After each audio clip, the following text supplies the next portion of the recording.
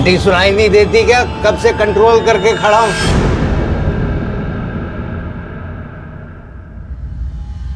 यहाँ टंकी फुल है मेरी, अभी खोलती नहीं तो यहीं टंकी खाली कर देता।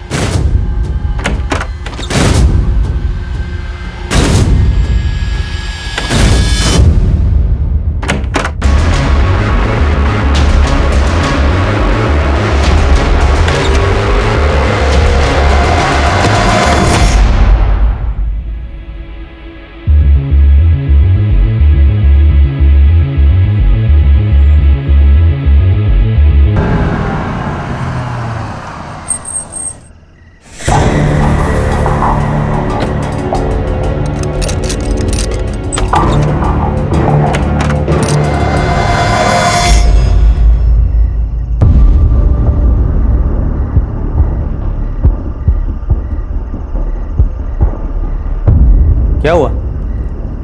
सब लोग ऐसे क्यों देख रहे हैं? मैं कोई चोर हूं क्या?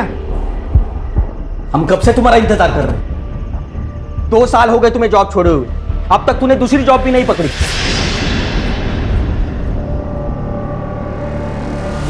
तुम्हें पता भी है 5 लोगों के परिवार के लिए कितना खर्चा आता है? देख, मैं अकेले इस घर का खर्चा नहीं उठा सकता। तो मैंने कब मना किया है? जब भी जॉब लगेगी ना, सारे पैसे लौटा दूंगा। जैसे आवारों की तरह घूमने से जॉब नहीं मिलती, उसके लिए हाथ पैर मारने पड़ते हैं। दिन भर है ना काम के लिए बाहर घूमता हूँ। अगर इतना लग रहा है ना तो तुम्हारे कमाई का एक निवाला नहीं खाऊंगा कल से। मुझे पता है जॉब कैसी ढूंढी जाती है, ज्यादा भाषण देने की जरूरत नहीं है। देख अक्षय, तू कल से घर में पैसे देना शुरू कर दे, नहीं तो चला जाए यहाँ से। चला जाऊं? ऐसे कैसे चला जाऊं?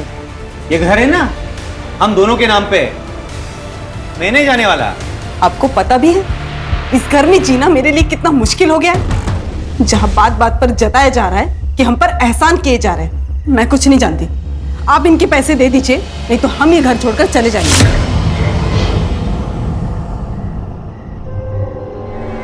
कोई कहीं नहीं जा रहा है। मेरे बेटे मेरे साथ एक ही छत के नीचे रहेंगे। हाँ तो पूछिए नहीं इससे, जॉब नहीं करता तो दिन भर कहाँ घूमता रहता है? दिन भर जहां भी रहता हूं ना, आपके लिए अच्छा ही है ना। मेरे हिस्से का 2 वक्त का खाने का पैसा बच जाता है। कैसी बात कर रहे हैं देवर जी? अनुराग ने कब आपको घर में खाना खाने के लिए मना किया?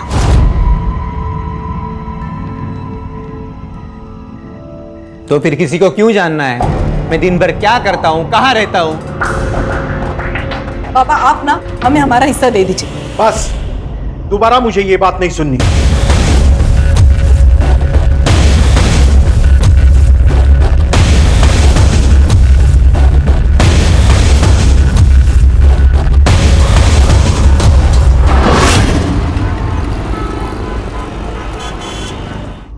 सुनिए, वो मुझे कुछ पैसे चाहिए थे, वो घर का थोड़ा सामान लेकर आना है। अभी 2 दिन पहले ही तो दिए थे 1000 रुपए। सुनो, क्या 2 दिन पहले? हाँ, जैसे तुम्हारी दारू महंगी हो रही है ना, घर गृहस्थी का सामान भी महंगा हो रहा है। दारू पीने के पैसे हैं तुम्हारे पास, पर घर गृहस्थी के सामान के लिए पैसे नहीं है। हाँ नहीं है पैसे, कर ले जो करना है। अरे, मैं तुम्हें जाने नहीं दूंगी, मुझे पैसे चाहिए, मतलब पैसे चाहिए। हाथ छोड़, हाथ छोड़। अरे सुनो,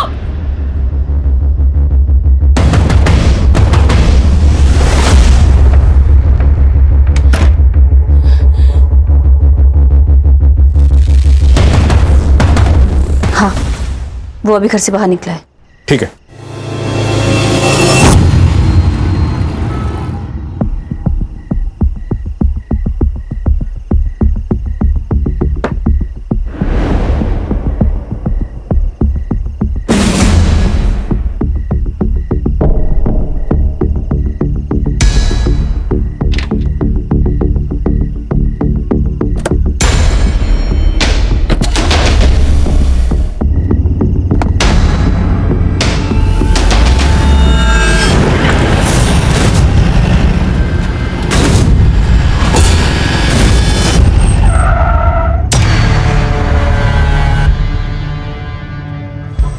अरे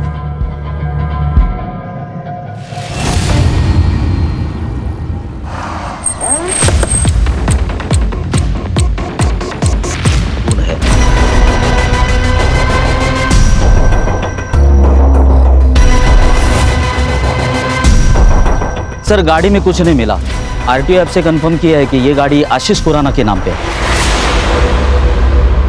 आशीष खुराना? सर, आशीष खुराना की वाइफ सिमरन ने आज सुबह ही उनकी मिसिंग कंप्लेंट दर्ज करवाई थी। बॉडी के साथ में ये खून मैच करके देखो, सिमरन को बुला के आइडेंटिफिकेशन करवाओ, ये गाड़ी फॉरेंसिक में भेजो और आशीष का सीडीआर और कल रात की लोकेशन निकलवाओ। Yes sir.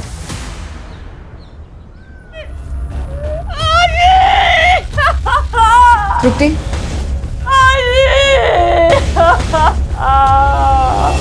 कल शाम को काम से लौटा तो थर्ड फ्लोर से चिकने चिल्लाने की आवाज़ आ रही थी। मैं समझ गया पुराना फैमिली फिर से झगड़ा कर रही थी। जाके देखा तो आशीष गुस्से से भाग गया। सर, इन दोनों का तो लगा ही रहता है। आशीष शराब पी के आता है और फिर दोनों मियाँ बीवी में झगड़ा होता है। लेकिन कमाल की बात तो ये है सर कि कभी दूसरे आदमी के साथ झगड़ा हुआ ही नहीं। कौन दूसरा आदमी? सर, एक आदमी है, जब आशीष घर पे नहीं होता है ना तब वो घर पर आता है। मैं उसे जानती नहीं हूँ, लेकिन हाँ, मैं उसे देखूंगी तो जरूर पहचान जाऊंगी।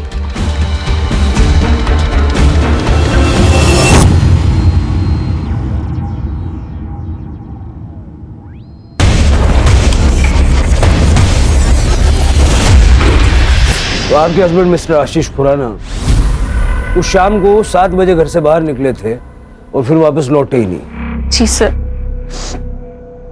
हर दिन वो आधी रात को घर वापस आते थे। सर, उस दिन मैंने फोन किया उन्हें तो उन्होंने कहा कि वो आधे घंटे में आ रहे हैं। सर, उसके बाद मेरी आंख लग गई थी तो रात के करीब 3 बजे मेरी आंख खुली। वो घर वापस नहीं आए थे। मैंने उन्हें फोन किया पर सर सुबह तक उनका कोई रिस्पॉन्स नहीं आया। फिर सर मैं पुलिस स्टेशन चली गई। देर रात तक घर से बाहर रहने की क्या वजह थी? काम? नहीं सर, उन्हें शराब पीने की लत लगी हुई थी। शुरू में वो घर पर ही शराब पीते थे।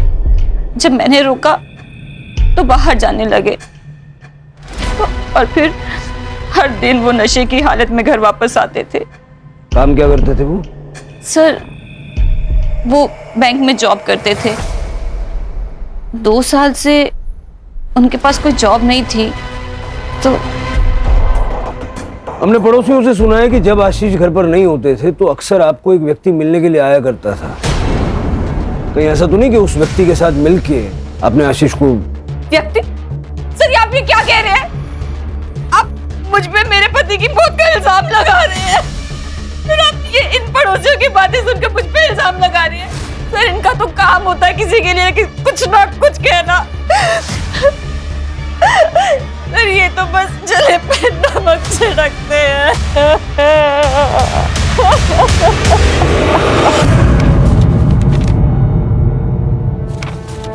क्या इस आदमी को जानते हो? हाँ मैडम, यह आदमी तो कल रात को यहाँ पर बैठ के दारू पी रहा था।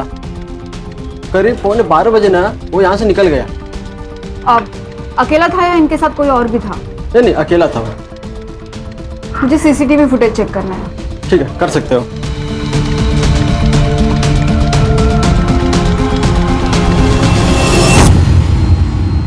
सर, हमने बार का सीसीटीवी फुटेज चेक किया और जैसे मैनेजर ने हमें बताया वैसे ही आशीष बार में अकेला ही ड्रिंक कर रहा था और 11:45 को आशीष बार से अकेला ही निकला और आशीष के लोकेशन डिटेल के अनुसार वो नॉन स्टॉप ट्रैवल कर रहा था वहां तक जहां पर हमें उसकी बॉडी मिली, जो कि एक सुनसान जगह है। आशीष अकेला गाड़ी चला रहा था, इसका मतलब किसी ने रास्ते में उसे रोका और उस पर हमला किया। ये 12 तारीख की रात का मालजीपाड़ा का डंप डेटा निकलवा। Yes sir. Sir, PM report और फॉरेंसिक रिपोर्ट आ गई है। सर, रिपोर्ट के हिसाब से उसकी मौत 12 तारीख की रात 12 से 13 तारीख की सुबह 3 बजे के बीच में हुई। मल्टीपल स्टैबिंग और एक्सेसिव ब्लड लॉस। और सर, उसके लंग्स में धुएं के ट्रेसेस नहीं मिले, मतलब कि उसे मारने के बाद जलाया गया। और सर, फॉरेंसिक में कुछ खास नहीं है। उसकी कार में उसके अलावा किसी के फिंगरप्रिंट नहीं है।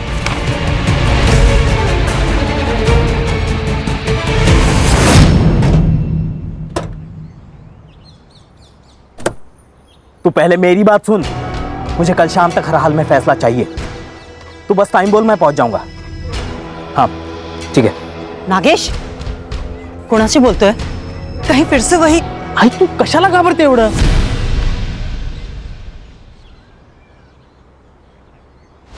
अरे दे, मैं सब पिक कर दूंगा। चल ठीक है, बाय।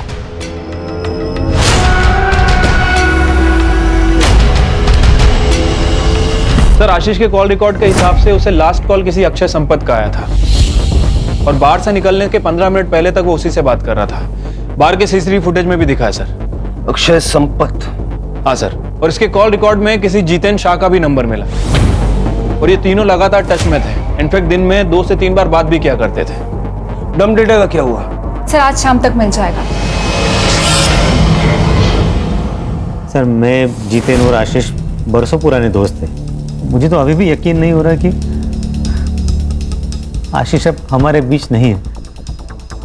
12 तारीख की रात को आप दोनों के बीच काफी बातें हुई थी फोन पे। क्या बात हुई थी?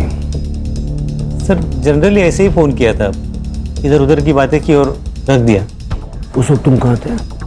मैं घर पे ही था।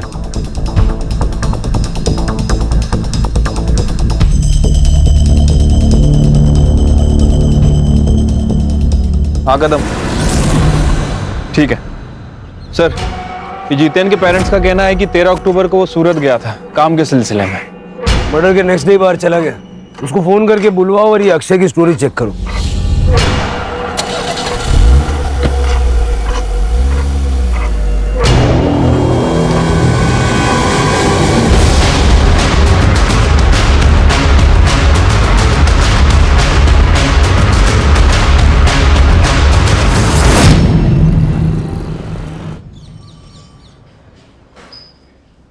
झूठ क्यों बोला? जिस वक्त आशीष बाहर से बाहर निकला उसी वक्त तू भी अपने घर से बाहर निकला और फिर रात को 1:30 बजे तक तुम्हारा फोन स्विच ऑफ था। वो क्या है सर, मैं रात को अक्सर बाहर जाया करता हूँ। वो क्या है ना, मुझे पान खाए बगैर नींद नहीं आती। और रही बात मोबाइल की, तो मेरी मोबाइल की बैटरी डाउन हो गई थी सर, इसलिए स्विच ऑफ हो गया था। लेकिन मैं जैसे ही घर लौटा मैंने चार्जिंग पे लगाया और सो गया। कितने घंटे तक बाहर था? यही कोई लगभग 1 आध घंटा। पान वाले के वहाँ बहुत भीड़ थी क्या? 1 घंटा लग गया? नहीं सर, वो क्या है, मैं पान खाने के बाद ड्राइव पे जाता हूँ। वो ट्रैफिक कम रहती है ना रात को। कौन से पान वाले के वहाँ गया था? चौरासी पान वाला सर। अक्षय साहब वो तो हमेशा आते रहते साहब। उस रात को भी करीब 12 बजे आए थे। तो मैं इतना यकीन कैसा है? उस रात उन्होंने मुझे 2000 रुपए का नोट दिया था। मेरे पास भी छुट्टा नहीं था। उन्होंने मेरे पे भरोसा कर लिया। वो बोले मैं रोज आते रहता हूँ, बाद में पैसे लेके जाऊंगा। ठीक है, थैंक यू। हाँ, अक्षय तो दिन रात घर से बाहर ही रहता है। घर में तो बस खाना खाने आता है। पता नहीं कौन से बिजनेस की प्लानिंग कर रहे हैं। हमारी तो छोड़िए, उसकी खुद की पत्नी भी परेशान रहती है। मतलब दिन भर वो काम की वजह से घर पे नहीं होता है। सालों से उसे पान खाने की आदत है, तो रात को 1-2 घंटे के लिए वो बाहर चला जाता है। सर पूरे घर का माहौल खराब करके रखा इसने। इसकी इन आदतों की वजह से हमने पूछना भी बंद कर दिया है। आप तो अक्षय की पत्नी है, आपको तो पता होगा ना कहाँ कितना वक्त गुजारते हैं आपके पति।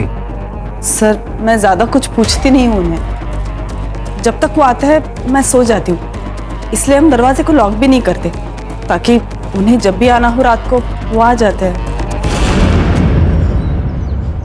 अगर अक्षय ने आशीष को नहीं मारा है तो फिर कौन हो सकता है?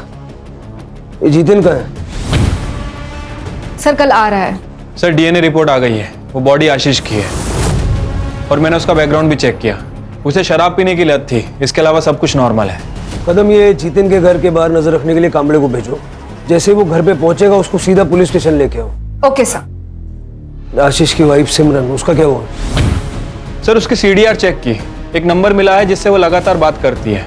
इंक्वायरी की तो पता चला कि उसकी बहन रश्मिका भल्ला का है। नॉर्मल बात है सर, लेकिन हर दिन घंटों घंटों बातें करना और एक ही दिन में 2-3 बार बात करना, ये थोड़ा अजीब नहीं लगता है? रश्मिका और सिमरन दोनों के सीडीआर और लोकेशंस निकलवाओ। सर, और इसके पास और एक जली हुई बॉडी मिली है।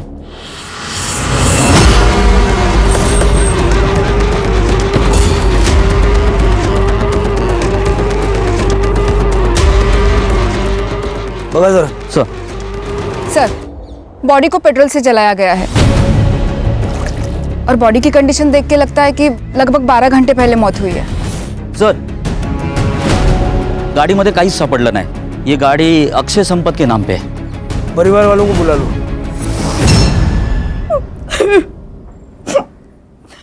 बहुत कोसते थे सर ये लोग हमें। उनकी नौकरी क्या चली गई, हमारी हालत तो भिखारी जैसे हो गई थी। इसीलिए अक्षय ने इनसे हिस्से की बात की थी। सर मैं अपने फैमिली को टूटने नहीं देना चाहता था, इसलिए मैंने उसे हिस्सा देने से मना कर दिया था। सर ऐसा कौन सा बाप है जो अपने बेटे की बुरी आदतों की वजह से उसे ना डांटे। 2 साल हो गए सर और जॉब ना मिले, कैसे हो सकता है सर? मेरा बेटा कामचोर हो गया था, इसलिए मैं उसे सही रास्ता दिखाना चाहता था।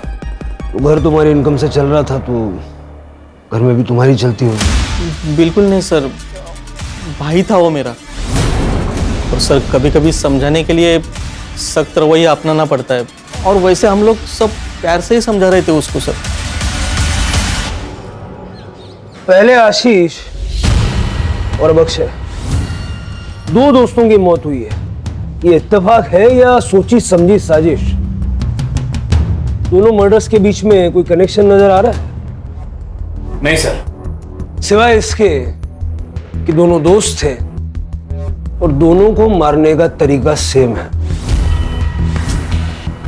कुछ तो है जो हमें सतह पे नजर नहीं आ रहा, कुछ ऐसा जो इन दोनों के या तीनों के पास से जुड़ा हुआ है। सर, जितेन आ गया। क्या? अक्षय नहीं रहा? उसका मर्डर हुआ है उसी तरह जैसे आशीष का हुआ। जब ये सब हुआ तुम कहां थे? सर, डायमंड के बिजनेस में हाथ आजमाना चाहता था। सूरत गया था अपने कजिन के पास, उसका डायमंड पॉलिशिंग का काम है। तुम्हारे अक्षय और आशीष के बीच में रिश्ते कैसे थे? तीनों गहरे दोस्त थे सर, एक दूसरे के बहुत करीब। लेकिन अब तो मैं अकेला।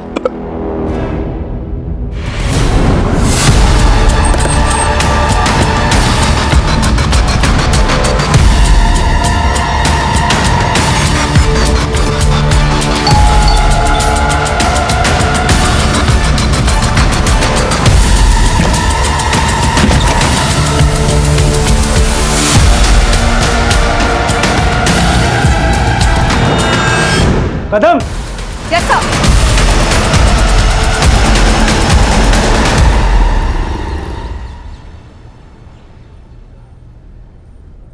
तुम्हारे साथ क्या हुआ था? किसने तुम्हारे साथ ऐसा किया? अक्षय संपत ने किया। अक्षय संपत? मैम मैं फंस चुकी हूँ, प्लीज मदद कीजिए। 15 अक्टूबर की सुबह हमें अक्षय की बॉडी मिली और पोस्टमार्टम के हिसाब से अक्षय की मौत को 12 घंटे बीत चुके थे। यानी 14 अक्टूबर की रात को ही अक्षय की मौत हो गई थी, फिर वो 15 की सुबह प्रियंका का रेप कैसे कर सकता है? सर लेकिन अक्षय की फोटो देख के भी प्रियंका ने कंफर्म किया है। लेकिन कदम, ऐसा भी तो हो सकता है कि शायद प्रियंका किसी के कहने पर अक्षय को फ्रेम कर रही है। प्रियंका का बैकग्राउंड चेक करो। Yes sir. सर, प्रियंका के घर की तलाशी ली, ना ही कोई बड़ा अमाउंट मिला है, ना ही कोई बड़ी ज्वेलरी। घर का बेसिक सामान है सर, और थोड़ा बहुत पैसा है।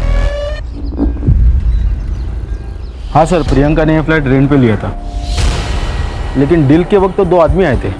कौन 2 आदमी थे? सर मैंने प्रियंका के बैंक डिटेल्स चेक किए। अक्षय संपत के साथ साथ एक और आदमी प्रियंका को मंथली अलाउंसेस दे रहा था। कौन?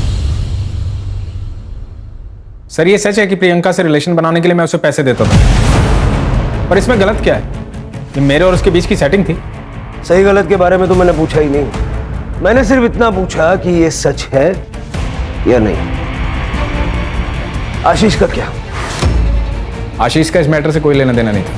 प्रियंका वाले मामले में मैं और अक्षय इन्वॉल्व थे। प्रियंका ने कहा कि 15 अक्टूबर की सुबह अक्षय ने उसका रेप किया। कैसे हो सकता है? क्योंकि अक्षय तो 14 अक्टूबर की रात को मर चुका था। उसके पूरे शरीर पे चाकू से वार किए गए और बाद में पेट्रोल डाल के उसे जला दिया गया। और वो बॉडी अक्षय की ही थी, क्योंकि उसका डीएनए उसके फादर के साथ मैच हो गया। तो इस बारे में अगर तुम कुछ भी जानते हो, ये सही वक्त है, बता दो। सर ये हो कैसे सकता है? मेरी तो समझ में कुछ नहीं आ रहा। मैं समझाता हूं। तुमने और प्रियंका ने मिलकर अक्षय और आशीष को मारने का प्लान बनाया। तुम्हारा मोटिव क्या था? पैसा या कुछ और? सर ये आप क्या कह रहे हैं? आप इल्जाम लगा रहे हैं मुझ पे। मेरा इन दोनों मर्डर से कोई वास्ता नहीं है सर।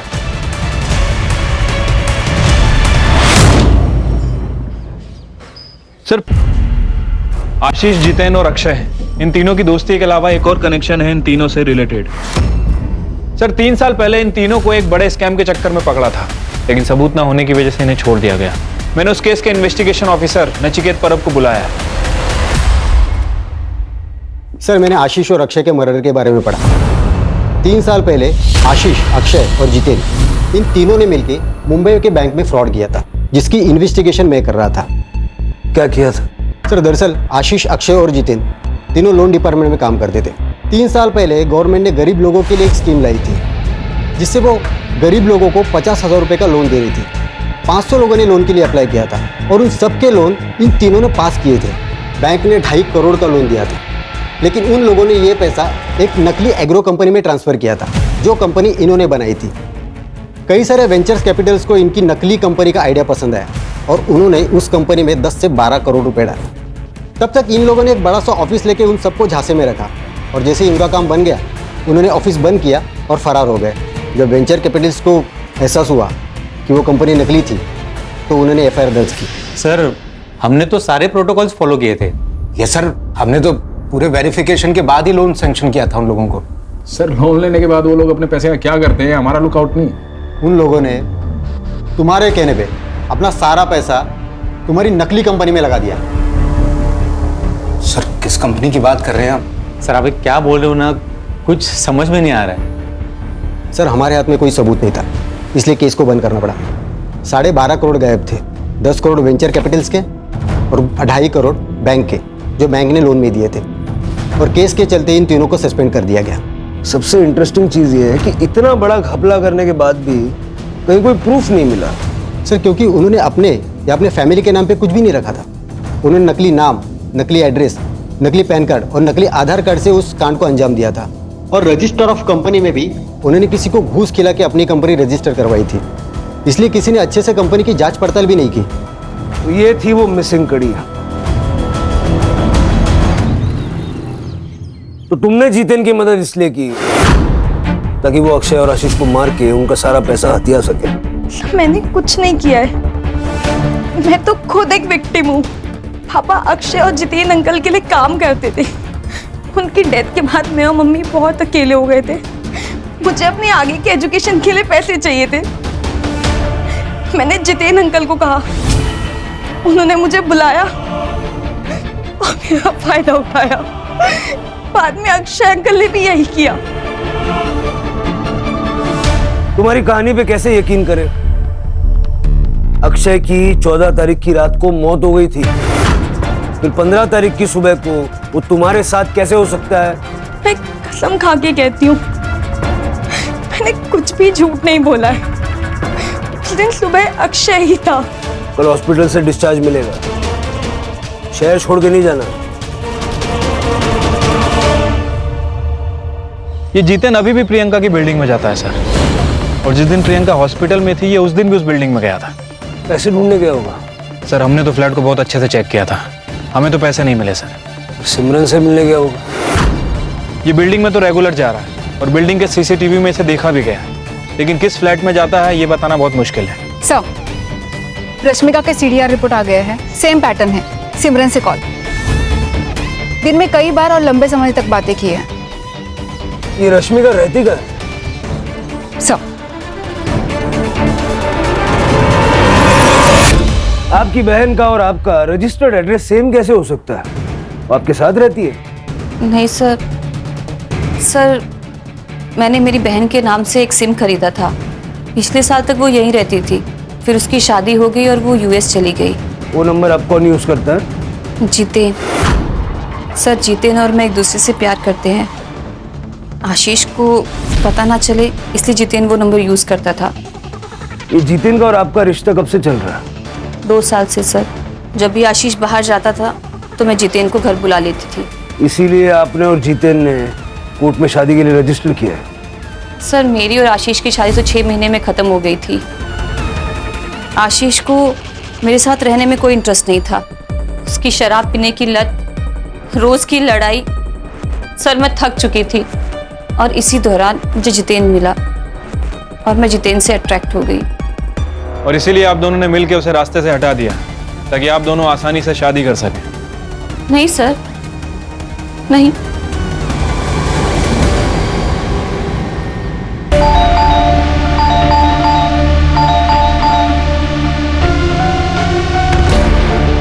सचिन अच्छा हुआ तुम आ गई। देखो ना बहुत स्मेल आ रही है, गेट भी नहीं खोल रहा है।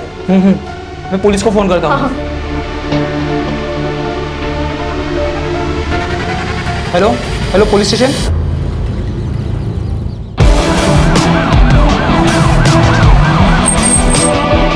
अरे चला बाजूला फटकार। सर ये मकान मालिक है, इन्होंने फ़ोन करके मुझे बुलाया था। दरवाजे के अंदर से बदबू आ रही थी सर।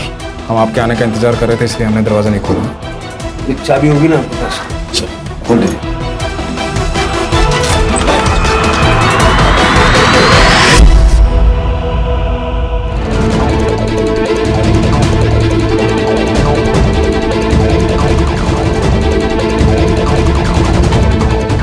सर ये सुसाइड नोट मिला है। पुलिस को सब कुछ सच बताने की बात थी। पुलिस मुझे ही मर्डर्स का जिम्मेदार मान रही है। जब पुलिस ही गलत इल्जाम लगाएगी तो मैं किसके पास मदद के लिए गुहार लगाऊं? मैं पूरी तरह निराश हो चुकी हूँ, इसलिए मैं अपनी जिंदगी खत्म कर रही हूँ। सर आशीष और अक्षय की मर्डर की इन्वेस्टिगेशन कहाँ तक पहुँची है? देखिए इन्वेस्टिगेशन अभी चल रही है, अभी कुछ कह नहीं सकते। आप लोग कुछ कहते ही क्या है सर? 2 लोगों का मर्डर हो चुका है और दोनों के ऊपर 12 करोड़ की लूट का इल्जाम है।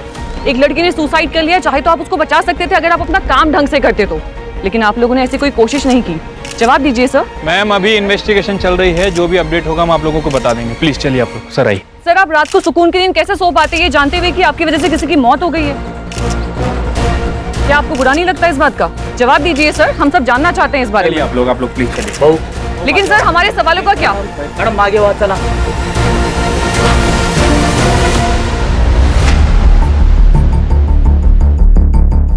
हो सकता है कि जीतेन और सिमरन ये दोनों इन्वेस्टिगेशन को भटकाने के लिए प्रियंका को मार के ये सुसाइड का नाटक रच रहे हैं। और अगर प्रियंका ने वाकई में सुसाइड किया है तो पोस्टमार्टम रिपोर्ट में क्लियर हो जाएगा। प्रियंका ने कहा कि अक्षय संपत ने उसका रेप किया, जबकि अक्षय तो एक दिन पहले ही मर चुका था। प्रियंका सच बोल रही थी। सर कसम से हमारे दिमाग में कभी ये ख्याल नहीं आया। और जिस रात आशीष का मर्डर हुआ उस रात 3 बजे तक मैं सिमरन के साथ था। कहानी बहुत अच्छी है, बहुत बढ़िया, लेकिन इस कहानी में ट्विस्ट है। 2 को-कॉन्स्पिरेटर्स की गवाही तो चलेगी नहीं। आशीष को मारा पैसों के लिए और प्रियंका को मारा हमारा ध्यान भटकाने के लिए। सर ये आप बार बार क्यों कह रहे हैं? जो मैंने किया ही नहीं उसको क्यों बुलवाना चाह रहे हैं आप मुझसे? सर ये गोविंद संपत परिवार की हिस्ट्री चेक की है, पता चला है कि गोविंद की गीता नाम की भाभी है। ये गोविंद गीता को कुछ पैसे भी ट्रांसफर किया करता था और गीता का एक बेटा भी है, नागेश नाम है उसका। और गीता ने पनवेल पुलिस स्टेशन में उसकी मिसिंग कंप्लेंट भी कराई है। 14 तारीख से गायब है, 14 अक्टूबर से।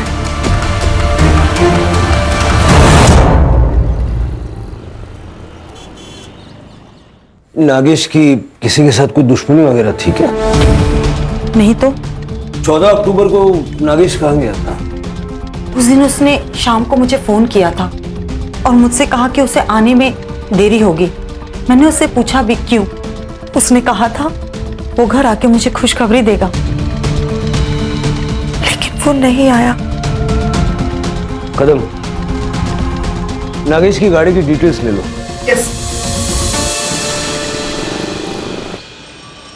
सर, नागेश के सीडीआर रिपोर्ट के अकॉर्डिंग उसे 14 अक्टूबर की शाम को थाने के किसी पीसीओ से फोन आया था। सर जब मैंने उसकी लोकेशन डिटेल्स चेक की तो उसने पनवेल से लेकर थाने तक ट्रैवल किया है। और सर इंटरेस्टिंग बात तो ये है कि उसकी आखिरी लोकेशन वहां पर मिली है जहां पर हमें अक्षय की जली हुई बॉडी मिली। इसका मतलब ये है कि या तो अक्षय ने नागेश को मार दिया और ये दिखाया कि मर्डर अक्षय का हुआ है, और या तो फिर नागेश ने अक्षय को मार डाला और वहां से निकल गया। और नागेश का मोबाइल ट्रैक करो।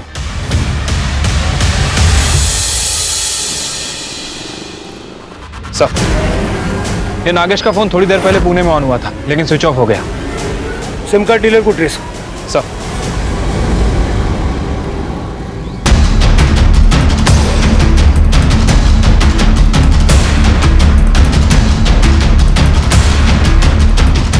इनमें से कौन था? सर ये था।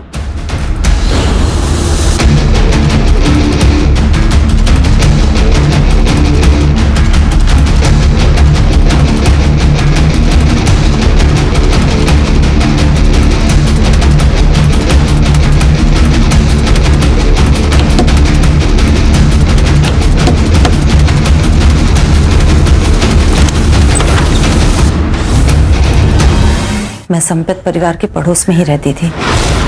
गोविंद शादीशुदा थे, फिर भी हमें एक दूसरे से प्यार हो गया और उसने मुझसे मंदिर में शादी कर ली। और जब मैं प्रेग्नेंट हुई तो उसने मुझे पनवेल वाले घर में शिफ्ट कर दिया ताकि हमारे रिश्ते के बारे में किसी को पता ना चले। लेकिन हाँ, गोविंद की पहली बीवी के बच्चों से उसकी कुछ लड़ाई चल रही थी। प्रॉपर्टी और पैसे के हिस्से को लेकर गोविंद नागेश को हिस्सा देना चाहता था, लेकिन अक्षय और अनुराग को मंजूर नहीं था, इसलिए कई बार उन लोगों में झगड़ा हुआ। तू पहले मेरी बात सुन। मुझे कल शाम तक हर हाल में फैसला चाहिए। तू बस टाइम बोल, मैं पहुंच जाऊंगा।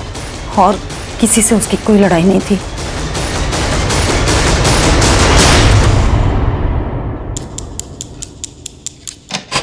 मुझे ये बताओ, 12 तारीख की रात को क्या हुआ था?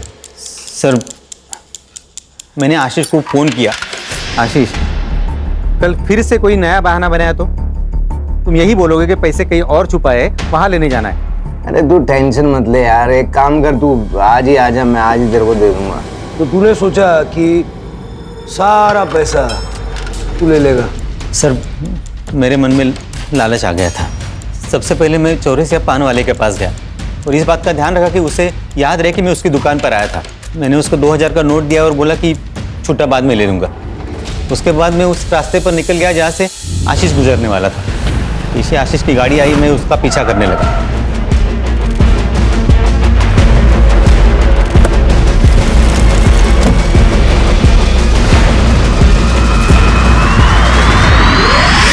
सर, बैंक के फ्रॉड से हमें 12.5 करोड़ रुपए मिले थे। वो सारे पैसे हमने आशीष के पास रखे थे। नीरज और मैं बार बार उसे कह रहे थे कि हमें हमारा पैसा दे दे ताकि हम भी हमारी जिंदगी में आगे बढ़े, लेकिन वो हमेशा हमारी बात टाल देता था। साहब, ये अक्षय आशीष को कुछ नहीं बोलता था, मैं ही उसके पीछे पड़ा रहता था। मैं कहता था अरे जब पैसा है और उसे इस्तेमाल नहीं कर सकते तो क्या फायदा। मुझे नहीं पता था ये कमीना उसे मार देगा। तू भी कोई बड़ा दूध का धुला नहीं है, समझा ना? Control control. पैसा कहाँ छुपा है? सर, ये सब करके मैं घर आ गया और पैसे गिनने लगा। तब मेरा भाई अनुराग, उसने मुझे देख लिया। मुझे उसे सब बताना पड़ा। तब अनुराग ने मुझे एक आइडिया दिया।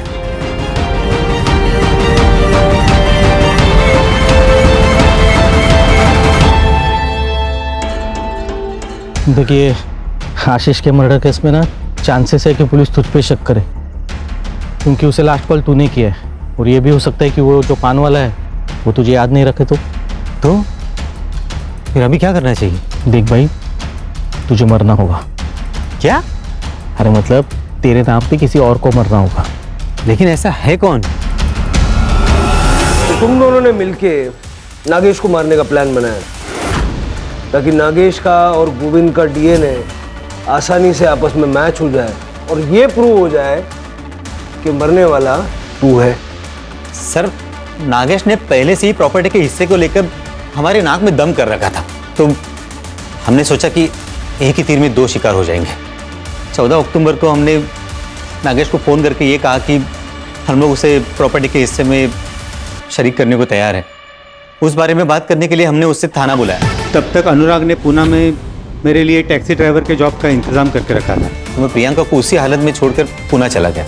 वहाँ जाकर मैंने नागेश की गाड़ी बेच दी और नकली आधार कार्ड बनवाए। चार्जशीट बनाओ और वो अनुराग को ढूंढ के ले आओ। चलो।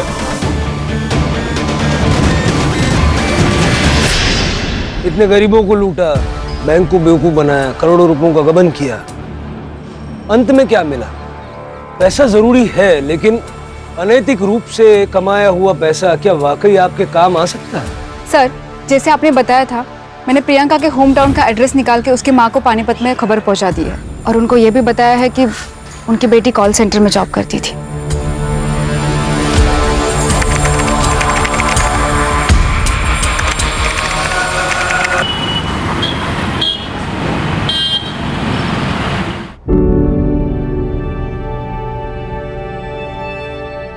लीजिए, नंदिनी भी आ गई।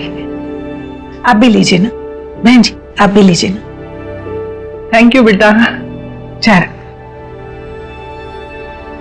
कैसी हो बेटा? अच्छी।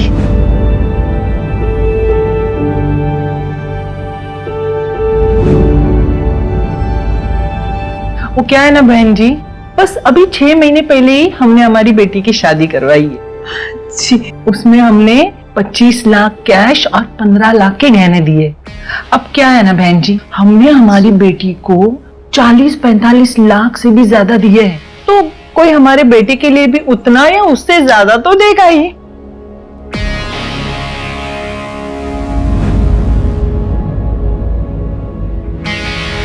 माफ कीजिएगा, मुझे आने में थोड़ी सी देरी हो गई। मैं नंदी का बाबा हूं। और ये मेरी ये रोहिणी है, मेरी कजिन है ये। अच्छा। रोहिणी, तुम अंदर बैठ जाओ।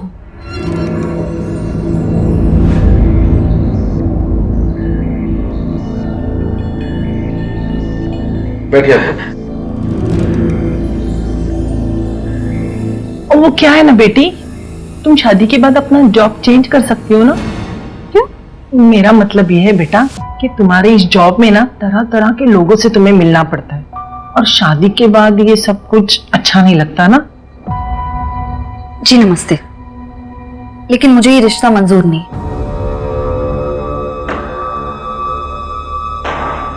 नमस्ते, चलिए जी, चलिए यहाँ से। सुनिए तो, चलो। इतनी जल्दी मना करने की क्या जरूरत थी? ऐसी चीजें बात करके भी संभलती हैं। इन्हें किसने बुलाया है यहाँ? इन्हें किसने बुलाया मतलब? ऐसे मौकों पर पिता का होना जरूरी होता है बेटा। क्या होना जरूरी होता है आई? हाँ, अगर इन्हें हमारी फिक्र होती ना तो उस रोहिणी को लेकर नहीं आते। आज तो बोल दिया कि कजिन है। तू बताई कब तक छुपा पाएंगे कि कजिन नहीं है, इनकी दूसरी बीवी है। ना हमें इनके ड्रामे की जरूरत है ना इनकी। बिल्कुल है जरूरत बेटा, तू रीति रिवाज नहीं समझती।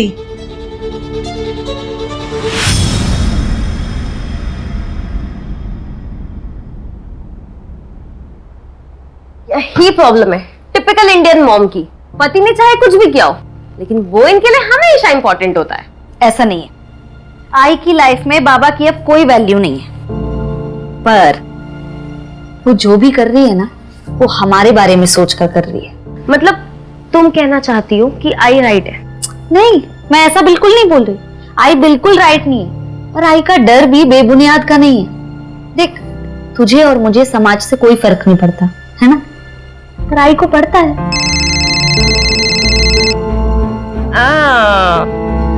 विमल सर, हाँ, जब वो इतने अच्छे लगते हैं तो तुम आई को बता क्यों नहीं देती हो? फालतू में वो शादी के लिए लड़के ढूंढने में लगी हुई है। मुझे अच्छे नहीं लगते वो, और तू अपना ज्यादा दिमाग मत चला, ठीक है? चल, अच्छा तू कब तक निकलेगी? आधे घंटे में निकलने वाली हूँ। Bye bye.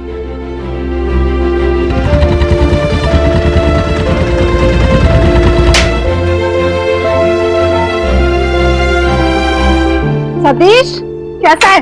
अरे 5 बड़ा पाव पैक करके जल्दी से। मान लो, बहुत दिनों के बाद आई आज। अरे लड़का और नौकरी देखने से फुर्सत मिले तब ना। शादी फिक्स हो गई क्या तेरी? अरे कहाँ शादी फिक्स हो गई, मुझे तो लग रहा है अच्छे लड़के ना खत्म ही हो गए हैं। कहाँ खत्म हो गए नंदिनी, तुम सही जगह पे देख नहीं रही हो। कोई नहीं, भाई हो गया ये ले। अरे पैसे का। अरे नंदिनी, क्या हुआ? पैसे कम दिए क्या मैंने? अरे क्या हुआ, बोलना। मला तो आवडतेस, बहुत पसंद करता हूँ नंदिनी मैं तो। प्लीज देख सतीश, तू अच्छा लड़का है, मैं बहुत सालों से जानती हूँ तुझे, लेकिन ये जो तू सोच रहा है ना, ये इम्पॉसिबल है, ये नहीं हो सकता। तूने शायद मेरी दोस्ती को गलत समझ लिया, ये नहीं हो पाएगा। मेरा अभी काम कर रहा हूँ नंदिनी। तू दुकान के सामने खड़े इसलिए ज्यादा नहीं बोल रही हूँ, नहीं तो बताती तुझे मैं। एक लपड़ पड़ेगा ना ठीक हो जाएगा। और भूल मत कि मैं पुलिस वाली हूँ। ये जो तूने अभी हरकत की है ना, इसके लिए तुझे सपनों में आने लगी वो नंदिनी तो। दिमाग खराब हो गया है क्या तेरा?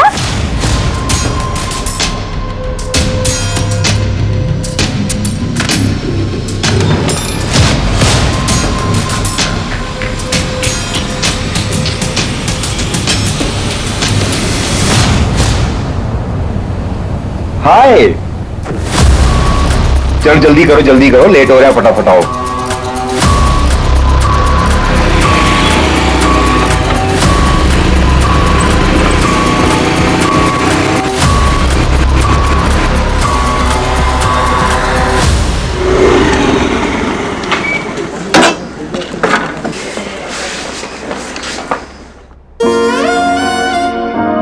मैडम, लड़का कैसा था? लड़का ठीक था। लड़के की माँ 40 लाख दहेज चाहिए था उसे। पुलिस वाली से दहेज मांग लिया? नहीं, डायरेक्ट नहीं मांगा ना, डायरेक्ट नहीं बोला उसने। लड़का ठीक था ना? अरे जो लड़का सही और गलत के खिलाफ आवाज ना उठा पाए, वो कहाँ से ठीक होगा? लड़का ऐसा होना चाहिए जो दूसरों की इज्जत करे। जैसे मेरी नौकरी से ना कोई प्रॉब्लम हो और ना ही कोई फायदा, और जो मेरी आई की भी ना बिल्कुल वैसी इज्जत करे जैसे अपनी आई की करता हूँ। अरे Vimal sir, good morning sir. Good morning. Vada pav? नहीं खाइए आप। अच्छा, वो रेलवे के एग्जाम्स आने वाले हैं, साक्षी को बोलो कि अटेम्प्ट करे और फॉर्म मैं भिजवा दूंगा। जी सर, थैंक यू।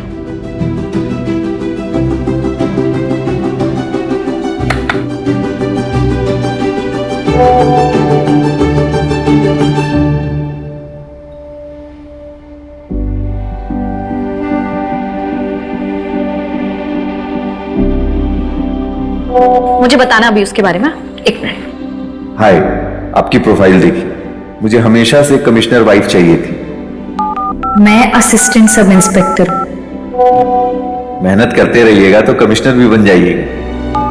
आप कहां से हैं? यहीं पुणे से।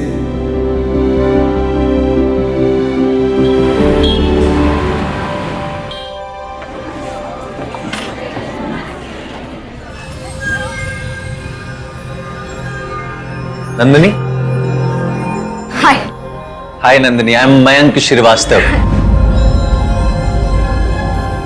नंदिनी। सामने से तो आप और भी बहुत खूबसूरत हैं। बैठिए ना। हाँ। आप इतनी नर्वस क्यों हैं? इनफैक्ट नर्वस तो मुझे होना चाहिए। लाइफ में फर्स्ट टाइम किसी पुलिस वाली से ऐसे अनऑफिशियल मिल रहा हूँ। और मैं पहली बार किसी आदमी वाले से। क्या लेंगे आप? भैया,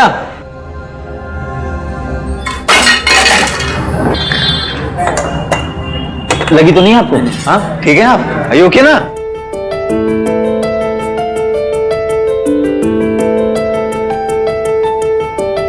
अच्छा, अगर आप बुरा ना माने तो क्या मैं और मेरी माँ आपके घर आ सकते हैं? वो क्या ना कि जब से आपके बारे में सुना है ना उसने, तब से जिद पकड़ के बैठी है कि मिलना है मिलना है मिलना है। ठीक है, मतलब एक बार बस मैं घर पे बता दूंगी, उसके बाद फिर मतलब ठीक है। ओके।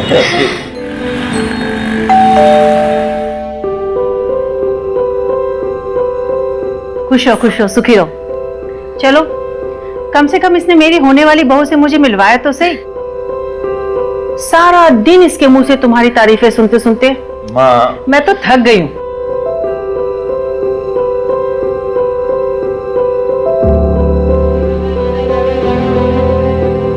बहन जी, हमें आपकी बेटी बहुत पसंद आई। हमारी तरफ से तो बड़ी वाली हाँ है।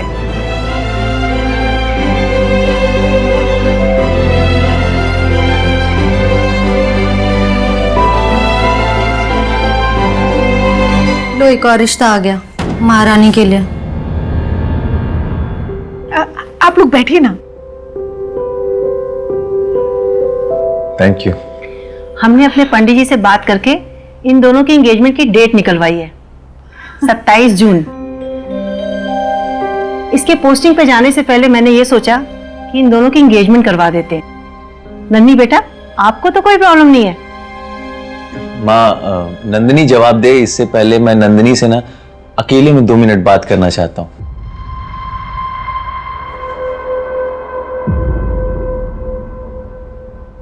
सॉरी नंदिनी, मेरी माँ थोड़ा ज्यादा ही एक्साइटेड हो जाती है जब भी मेरी शादी की बात चलती है। तो अगर तुम्हें समय चाहिए तो तुम समय ले लो, कोई प्रेशर नहीं। ऐसी कोई बात नहीं है, पर बस 2 ही हफ्ते बाकी है ना, मतलब सब कुछ कैसे होगा? अरे सब कुछ हो जाएगा, करना ही क्या है, अंगूठी तो एक्सचेंज कर रही है, वो भी मंदिर में।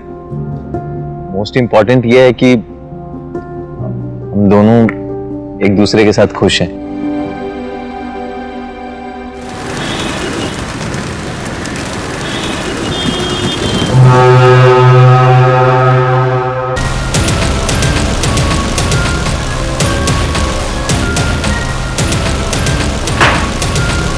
यहाँ आने का क्या मतलब?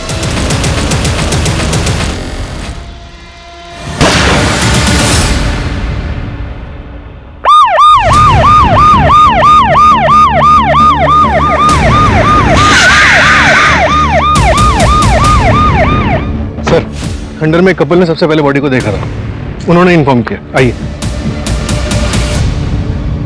एक गोली शोल्डर पे, एक गोली पेट में लगी है। कोई आईडी मिली? नो सर, लड़की के पास से ना तो कोई हैंडबैग मिला है ना क्लच वगैरह जिससे कोई आईडी मिले, लेकिन शिंदे को फोटो भेज दी है। अगर लड़की के घर वालों ने कोई कंप्लेन लिखवाई होगी तो आइडेंटिफाई करना आसान हो जाएगा। सर, ये तो सर्विस गन है। सर्विस गन इसके पास आई कैसे? सूरज, कहीं ऐसा तो नहीं इस कहानी का कोई किरदार पुलिस डिपार्टमेंट से ताल्लुक रखता हो? सर, इसमें 9 राउंड्स होते हैं और इसमें 5 हैं, मतलब 4 फायर हो चुके हैं। 4 गोलियां चली हैं। सूरज, एक काम करो, आसपास का एरिया अच्छी तरह से सर्च कराओ, मुझे 7 एम्प्टी शेल्स चाहिए हो। सर, मैं पता लगाता हूँ आसपास कोई कपल हो जिसने गोलियां चलने की आवाज सुनी और कुछ देखा हो।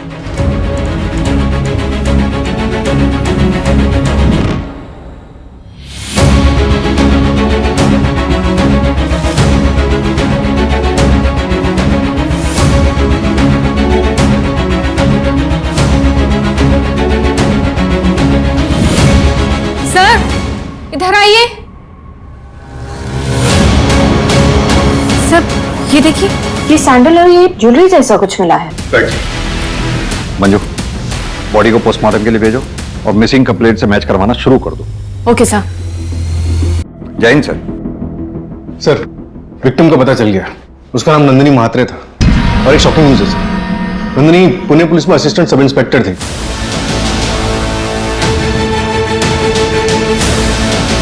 और वो सर्विस रिवॉल्वर भी उसी के थे। मैंने पुणे पुलिस को इन्फॉर्म कर दिया। असिस्टेंट सब इंस्पेक्टर हमारे एरिया में? माजरा क्या है सूरज? पुणे से यहाँ नवी मुंबई आखिर वो करने क्या आई थी? संभालिए अपने आप को। सर, कल सुबह हमने कुछ शॉपिंग की थी, परसों हमारी सगाई थी। नंदिनी ने कहा कि वो डिपार्टमेंट के काम से जा रही है।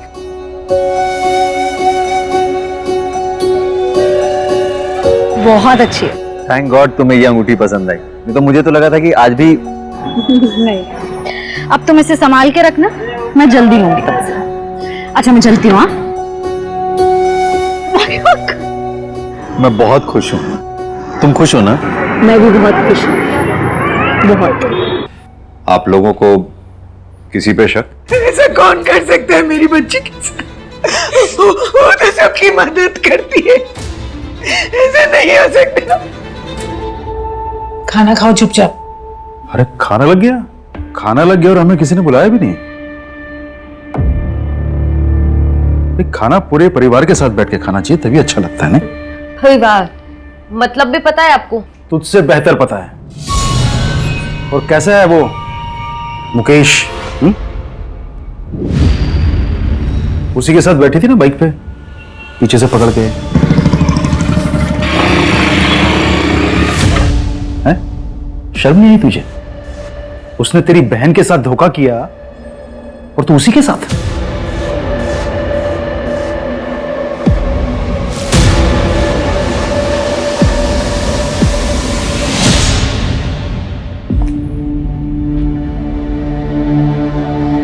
क्या बोल रहे थे बाबा? दीदी, मैं आपको बताने ही वाली थी। देख साक्षी, मैं मुकेश को बहुत अच्छे से जानती हूँ। वो भले ही बुरा आदमी नहीं है, लेकिन उसके ख्यालात ना बहुत अलग है। साक्षी, कुछ रिश्ते ना जीवन में बंधन की तरह होते हैं, उनसे निकलना बहुत मुश्किल हो जाता है। वक्त रहते अगर समझ जाएगी ना तो शायद जिंदगी सुधर जाए।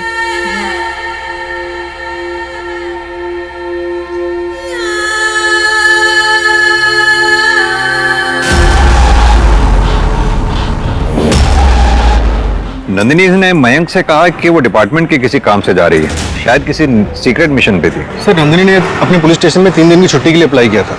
अगर वो वाकई में किसी सीक्रेट मिशन पे थी तो मुश्किल है कि उसके स्टेशन में किसी को कुछ पता है उसके बारे में। कोई तो ऐसा होगा जिसे इस बारे में पता होगा। एक काम करो, उन सारे केसेस के बारे में पता करो जिन पे एएसआई नंदिनी काम कर रही थी। मैंने नंदिनी के पुलिस स्टेशन में इन्फॉर्म कर दिया कि हम आ रहे हैं।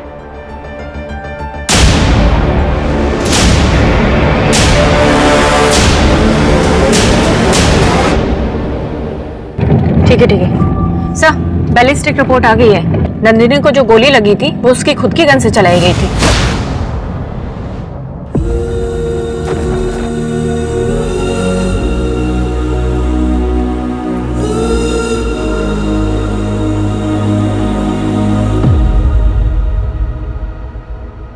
सर, मैं सब इंस्पेक्टर विमल कुमार।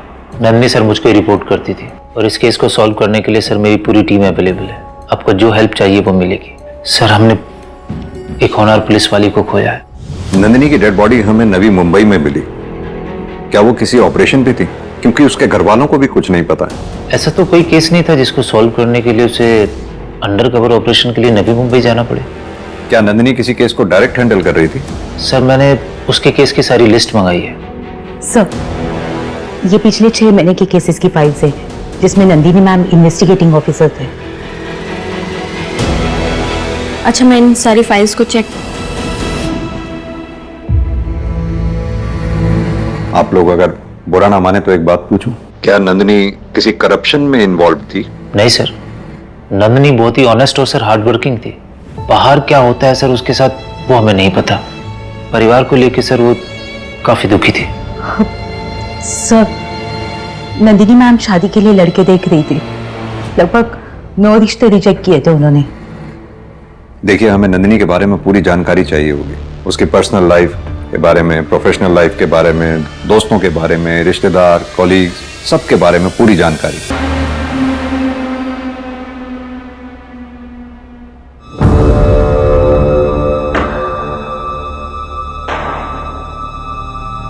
ये क्या बदतमीजी है?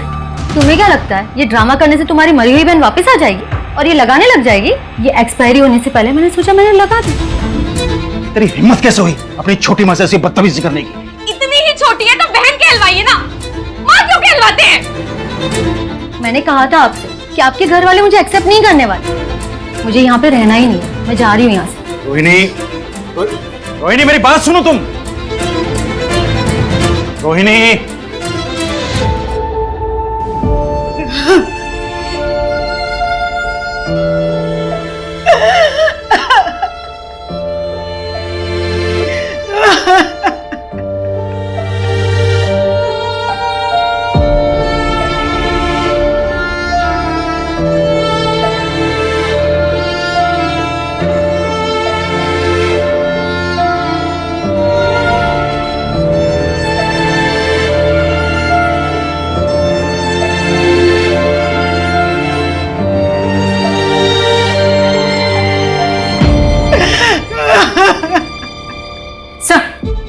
दो इंपॉर्टेंट इंफॉर्मेशन हाथ लगी है। पहली ये कि नंदिनी के फादर ने दोबारा शादी की है और उनकी सेकंड वाइफ रोहिणी नंदिनी की ही उम्र की है। और दूसरी ये कि नंदिनी की बहन नंदिनी के ही एक्स बॉयफ्रेंड मुकेश को डेट कर रही है। एक काम करो, तीनों से बातचीत करो, देखो क्या रिएक्शन देते हैं। और हाँ, नंदिनी ने शादी ना करने के लिए जिन लड़कों को रिजेक्ट किया था उनसे भी बातचीत करो। क्या पता कोई एक तरफा प्यार का मामला भी हो। सर, नंदिनी जिन केसेस पे काम करी थी उनमें से एक बड़ा केस है। उस केस में ट्रैफिकर पकड़ा गया था? हाँ सर, नरेश शेट्टी नाम था, पर 1 हफ्ते पहले वो बेल पे बाहर आ गया है। इस ऑपरेशन में टोटल 9 बच्चों को रेस्क्यू किया गया था, जिसमें से एक बच्ची मिसिंग है। What? कितने साल की है वो बच्ची? 10 साल की बच्ची है सर, खुशी नाम है उसका। उसकी डिटेल्स किसी भी एनजीओ के पास नहीं।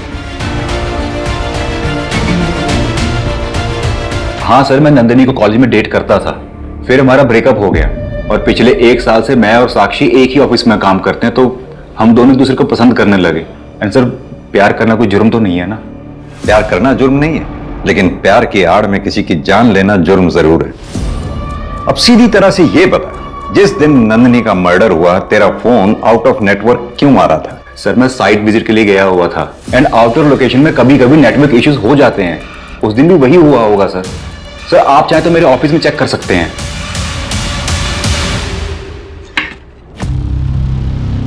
बाबा, आप यहाँ क्या करने आए हैं? अपना सामान लेने आया। तो वो तो आपके कमरे में होगा ना, ये दीदी के कबर्ड में आप क्या लेने आए हैं? बाप हूं तेरा, जो मन में आएगा वो करूंगा, समझी? और सुन, अपनी जबान संभालना सीख ले।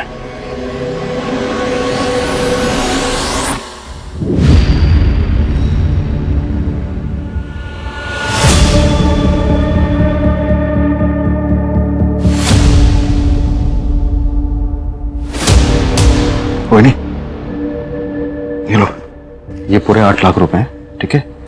इन्हें संभाल के अंदर रख दो। और सुनो, किसी से कुछ नहीं कहना। लेकिन नंदिनी के पास इतने पैसे आए कहां से? अरे मुझे क्या पता कहां से आए, तुम संभाल के रखो इन्हें। जाओ।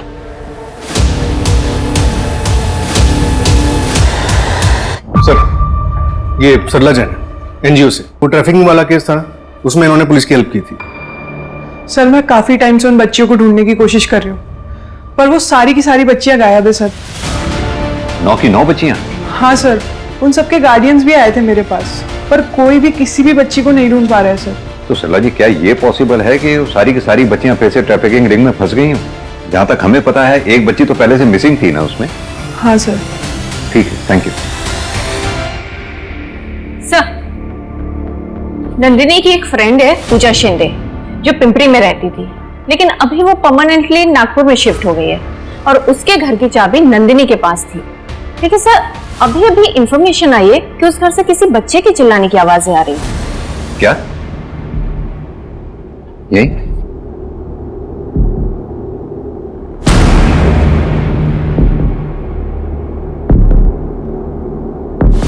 आप श्योर हैं कि बच्चों की आवाज यहीं सुनी थी आपने? हाँ सर, यहीं से आवाज आ रही। सूरज, ताला तोड़।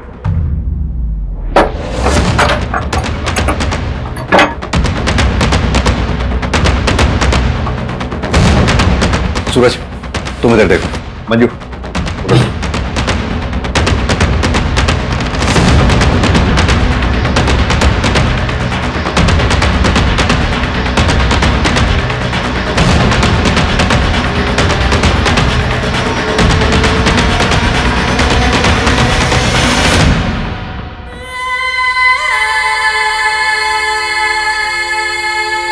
बेटा घबराओ मत, आओ मदद करने ही आए हम। नहीं नहीं सर।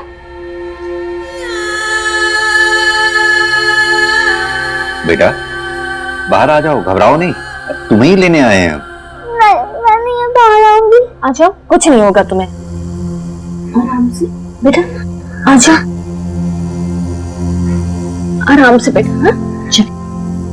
नंदिनी दीदी कहाँ है?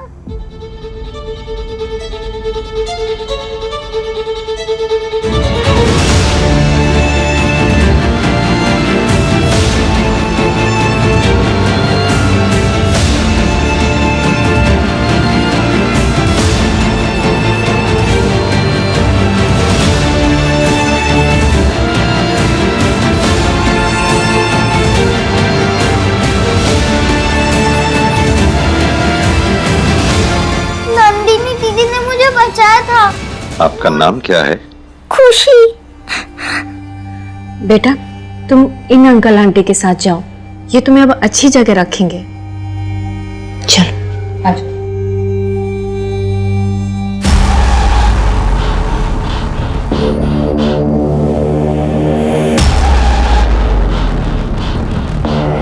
अरे क्या हुआ?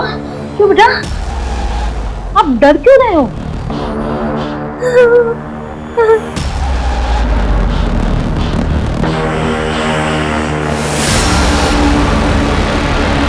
दीदी वो अंकल तो आपके जैसे ही है, आपके जैसे ही कपड़े पहने हैं। बेटा वो बैड पुलिस अंकल है, ठीक है? आप कभी उनके पास मत जाना, कभी नहीं। खुशी बेटा, कौन से पुलिस वाले अंकल बैड हैं? नंदिनी दीदी ने किसके बारे में कहा था? जिन्होंने मुझे उस कमरे में बंद किया था, वो वाले अंकल। बेटा तुम पहचानती हो उन अंकल को? सूरज और प्रीति, ठीक है। घबराओ नहीं बेटा, बिल्कुल नहीं घबराना।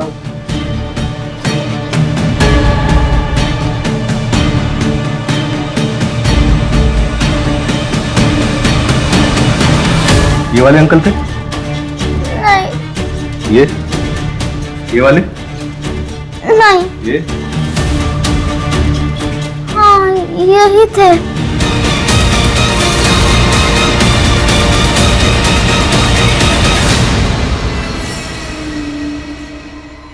चलता हूँ माँ जी, अपना ख्याल रखिए। फोन करते रहना बेटा।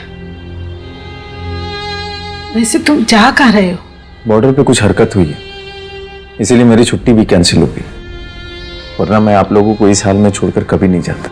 मेरे सीनियर से मेरी बात हो रही है, वो इस केस को जल्द से जल्द सॉल्व करने का प्रेशर बना रहे हैं। आप लोग अपना ख्याल रखिए, मैं जल्दी आने की कोशिश करूँ। चलता हूँ।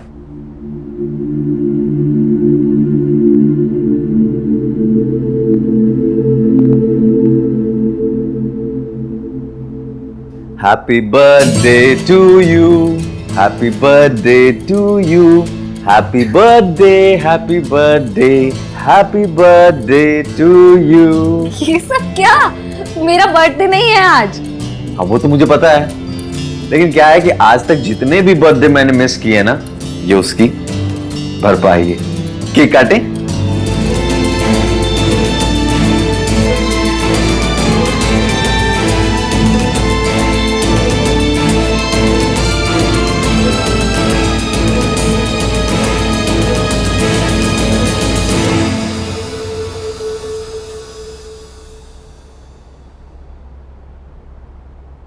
सर, मंतोष पकड़ा गया। उसने बताया कि उसकी हेल्प किसी पुलिस वाले ने की थी। किसने? क्या तुम ट्रैफिकिंग गैंग के बारे में अभी भी कुछ नहीं जानते? मंतोष के बारे में अभी भी कुछ नहीं जानते? सीधी तरह से बताओगे या अपने तरीके से पूछें? तो मैंने उसे इसमें नहीं घसीटा, उसे खुद पता चल गया था। 30 लाख पिछले महीने के और इस महीने के। बच्ची पहुंच गई ना वापस तुम्हारे अड्डे पे? आज रात को सबको निकाल दूंगा। वो जरा अपनी एएसआई मैडम को समझाना, दोबारा रेड मारने ना आ जाए। वो चिंता मत करो तुम, इस केस का भी मैं इंचार्ज हूँ। पिछली बार वो बिना बताए चली गई थी तो तुम्हें बता नहीं पाया। चलिए मैं निकलता हूँ।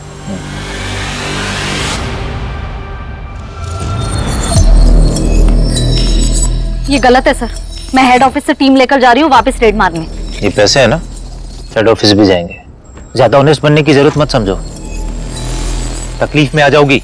अपने परिवार के बारे में सोचो और कुछ पैसे तुम भी रख लो, और जो तुमने रेड मारी थी उसके लिए तुम्हें मेडल मिल जाएगा। खुश रहो।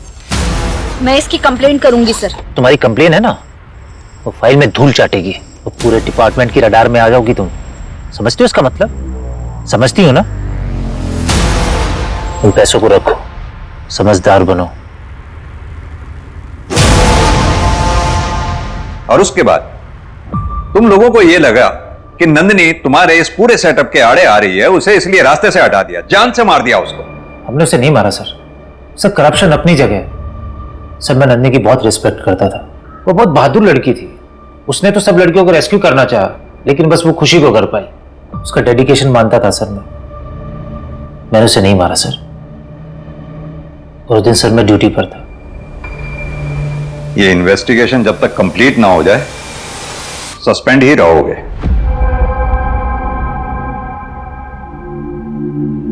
आई, खाना तो खा लो, बीमार हो जाओगी।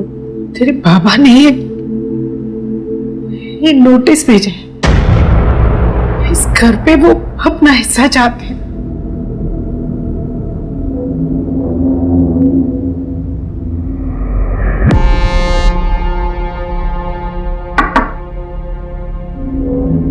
साक्षी, सर आपको कुछ बताना था। बोलो ना साक्षी।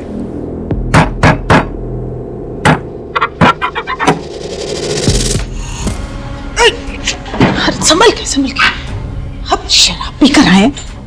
संभल के अरे क्या कर रहे हैं आप? जवान लड़के आए घर में, आप इस तरह आ रहे हैं।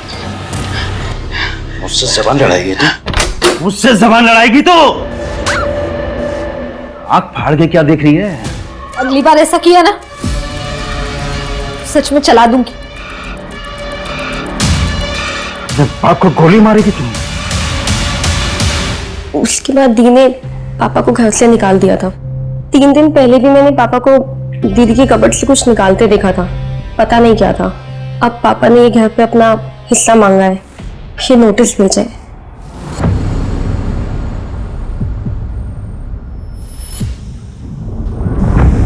ये घर तो दीदी के नाम पे खरीदा गया था, अब वो है नहीं, तो पापा वापस आना चाहते हैं अपनी दूसरी बीवी के साथ। कहीं तुम ये सब इसलिए तो नहीं कह रही हो क्योंकि हमें मुकेश पर शक है? हाय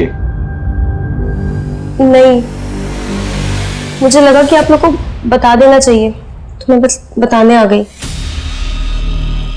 बाकी आप लोग को जो ठीक लगे। प्रीति,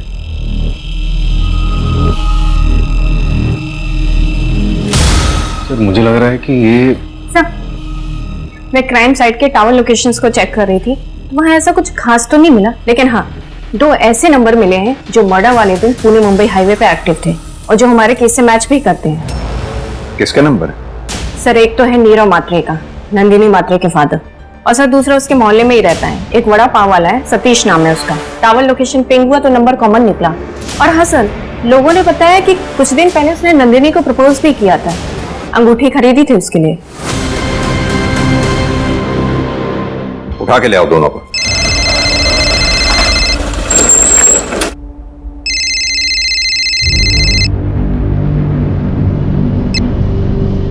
से ज्यादा हो गए। तुमने 2 लाख रुपए लिए थे और वादा किया था कि मुन्ना की सरकारी नौकरी लगवा देगी। अब या तो नौकरी लगवा या तो पैसे वापस कर। अंकल आप तो मुझे बचपन से जानते हैं, आपको मुझ पर भरोसा नहीं है क्या? इसी भरोसे की वजह से अभी तक रुका हुआ हूँ। मुझे मजबूर मत कर तेरी माँ को सब कुछ सच सच बताने के लिए। देखा, काट दिया ना फोन। मैंने बोला था ना फोन पर बात नहीं बनेगी। ये तो आपकी बेटी है, इसलिए पहले आपसे बात करने के लिए आया। अब आप बताओ मेरे 2 लाख वापस कैसे आएंगे?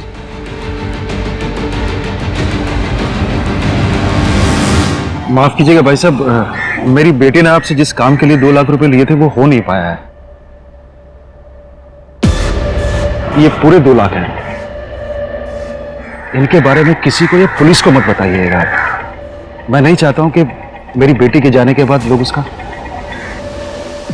नाम उछाल दें। आप चिंता मत कीजिए, ये बात किसी को नहीं पता लगेगी। तो नंदिनी के मर्डर वाले दिन तुम हाईवे पे क्या कर रहे थे? उस दिन मैं अपनी बीवी को घुमाने हाईवे लेकर गया था। बारिश का मौसम उसे बड़ा सुहावना लगता है और आपको लोकेशन सिर्फ हाईवे तक की मिलेगी। नवी मुंबई नहीं गया था।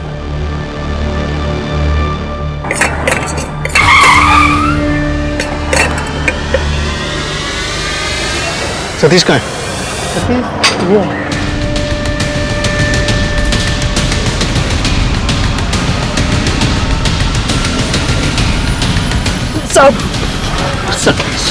साहब मैंने कुछ नहीं किया साहब।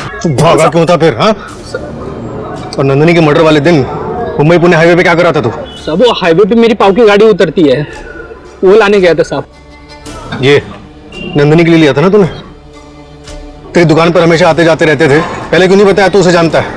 साहब जिस दिन नंदिनी चली गई उस दिन सुबह मेरे से गलती हो गई थी साहब। दिमाग खराब हो गया क्या तेरा? नंदिनी मैं तुम्हारे पैर पड़ता हूँ। नंदिनी आएगी ना? तो पी रखी है, देख तू मोटी लड़का इसलिए तेरा लिहाज कर रही हूँ, अगली बार नहीं करूंगी। अपनी बूढ़ी माँ के बारे में सोच कुछ।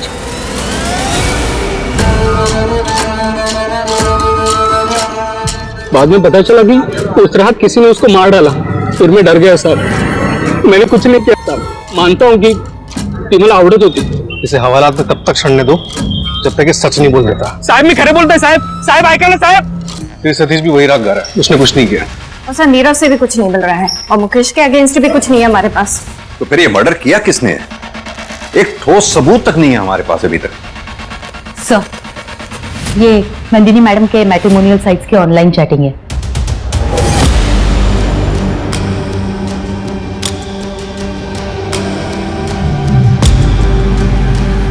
इस आदमी की पूरी डिटेल्स चाहिए होंगी मुझे। सर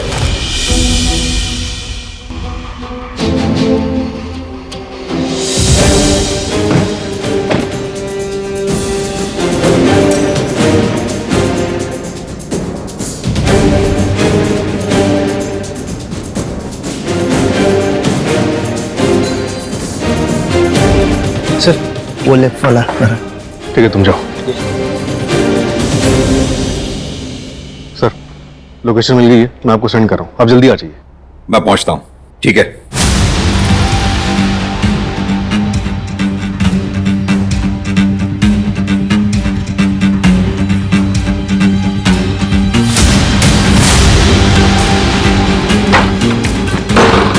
अंदर चेक करो। Okay sir.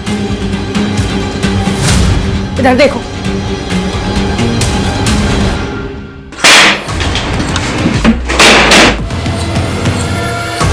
अरे कौन है वहां? कौन है? कौन है?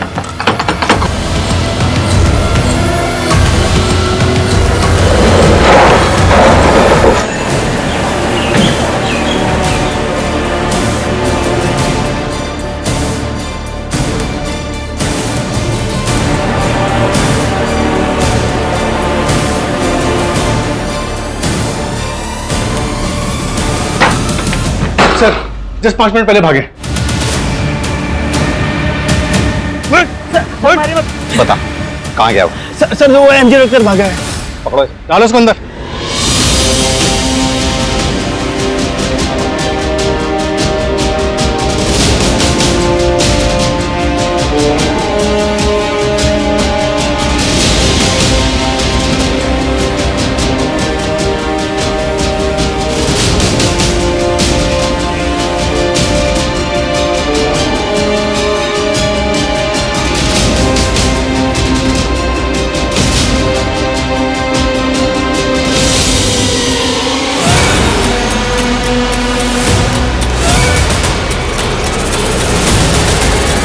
सर ये देखिए, ये असली मयंक श्रीवास्तव। असली मयंक श्रीवास्तव? जी। और सर ये 4 साल पहले शहीद हो चुके हैं।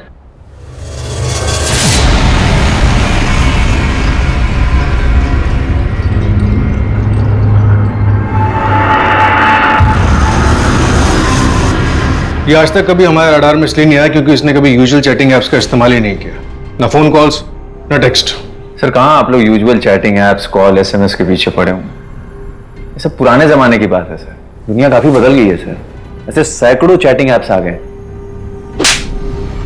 ज्यादा ज्ञान नहीं, जितना पूछा जाए उतना ही जवाब देगा। ये है असली मयंक श्रीवास्तव। अब सीधी तरह से ये बता, तू कौन है? क्या नाम है तेरा? हर लड़कियों के लिए अलग अलग नाम थे मेरे पास, पर इनके लिए मैं इनका ड्राइवर था और इनसे मैंने इनका नाम ले लिया, लेफ्टिनेंट मयंक श्रीवास्तव। और ये बात नंदिनी को पता चल गई थी, है ना? सर इतना खर्चा किया, शादी के लिए महंगी रिंग भी दिलाई, तो उसे शक हो गया सर। एक मिनट रुकना।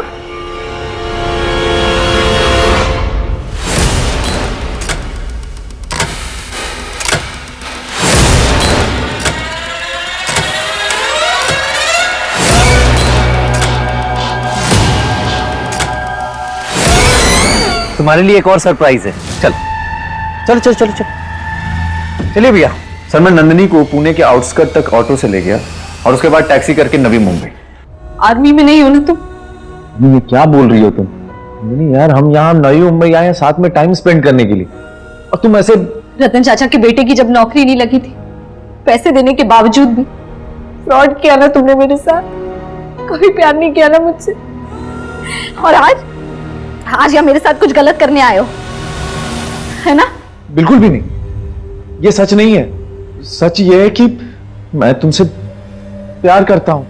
I really love you. I really love you. तुम्हें मारना है ना मुझे, मार लो।